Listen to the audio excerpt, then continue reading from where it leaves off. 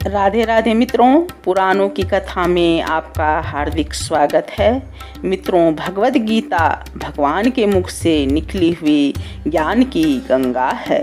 भगवद गीता का महात्मा वाणी द्वारा वर्णन करने के लिए किसी की भी सामर्थ्य नहीं है, क्योंकि यह अनंत भगवान के मुख से निकली अनंत ज्ञान का भंडार है। यदि कोई अनंत काल तक भी इसकी व्याख्या करे तो भी गीता रूपी ज्ञान का कोई अंत नहीं है। भगवद गीता ऐसा अनुपमेय शास्त्र है जिसमें एक भी शब्द सदुपदेश से खाली नहीं है। इसलिए महर्षि वेदव्यास जी मनुष्य मात्र को गीता जी का यह संदेश देते हैं। गीता सुगीता कर्तव्या किमन्यय शास्त्र विस्तरय या स्वयं पद्मनाभस्य मुख पद्माद्विनी श्रीता। इसका मतलब गीता सुगीता करने योग्य है।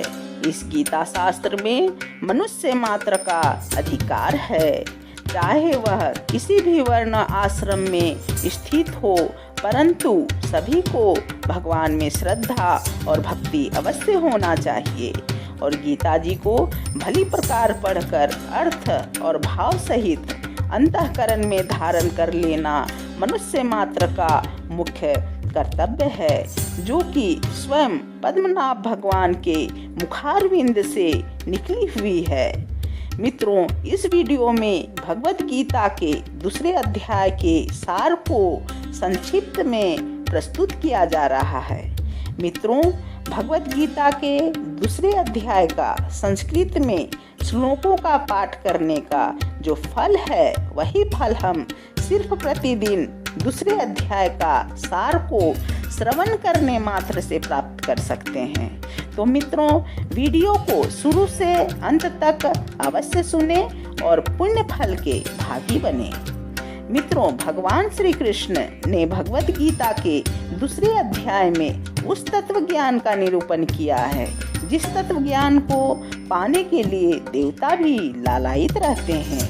देवता भी मनुष्य योनि में इसलिए जन्म लेना चाहते हैं जिससे वे तत्व ज्ञान को प्राप्त कर ब्रह्म पद को प्राप्त कर सकें। दूसरे अध्याय में भगवान श्री कृष्ण कहते हैं, जितने भी देहधारी जीव हैं वे वास्तव में आत्मा है, शरीर नहीं। आत्मा अमर है, आत्मा नित्य है, निराकार है, अविनाशी, निर्विकार और अजन्मा है। आत्मा को शस्त्र काट नहीं सकते, अग्नि जला नहीं सकती, जल भिगो नहीं सकता। आत्मा सर्वव्यापी, स्थिर, अचल और सनातन है। यह इंद्रियों से जानी नहीं जा सकती, यह कल्पना से भी परे है, परंतु शरीर बनते बिगड़ते रहते हैं। संसार में जितने भी देहधारी जीव हैं, समस्त जीवों के देह की 4 अवस्थाएं हैं, बाल, यौवन, वृद्धावस्था एवं चौथी मृत्यु। ये देह के धर्म हैं। सुख दुख, जय पराजय, हानि लाभ मन में और इंद्रियों में व्याप्ते हैं। देह का एकमात्र धर्म मरण ही है, परंतु आत्मा अमर है। जिस प्रकार मनुष्य पुराने वस्त्रों को उतारकर नए वस्त्र धारण करता है, उसी प्रकार आत्मा पुरानी देह को छोड़कर नई देह को धारण करती है। इसलिए ज्ञानी जन मृत्यु का शोक एवं जीवन के प्रति मोह को त्याग कर अपने धर्मों एवं कर्तव्य कर्मों का दृढ़ता से पालन करते हैं और जीवन मुक्त होते हैं।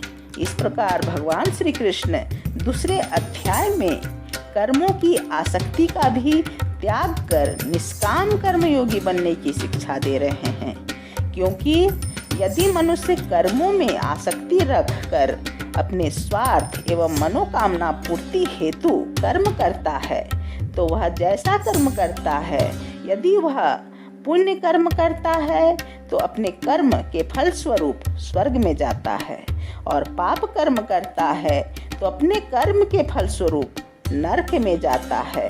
और इस प्रकार मनुष्य कर्म बंधनों में पड़कर 84 लाख योनि में भटकता रहता है। और वहीं यदि मनुष्य अपने कर्मों की आसक्ति का त्याग कर अपने धर्म एवं कर्तव्य कर्मों को निष्काम भाव से करता है और अपने कामनाओं को त्याग कर सिर्फ कर्मयोगी की भांति कर्म करता है और अपने समस्त कर्मों के फल को भगवान को अर्पित करता है, तो वह व्यक्ति पाप पुण्य के कर्म बंधनों से मुक्त हो जाता है।